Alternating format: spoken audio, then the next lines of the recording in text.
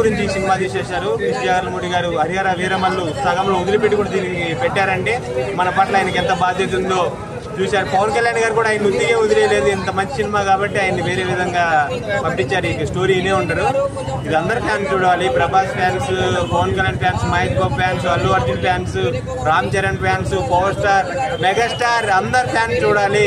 అనుష్కని touch చేస్తే వెనక ఎవరు వస్తారు? రానా, ప్రభాస్ అందరు వస్తారు ఈ సినిమా చూసిన తర్వాత. Anushka after long time movie తీశారు కదా, ఎలా అనిపిస్తుంది స్క్రీన్ పైన? చాలా అయితే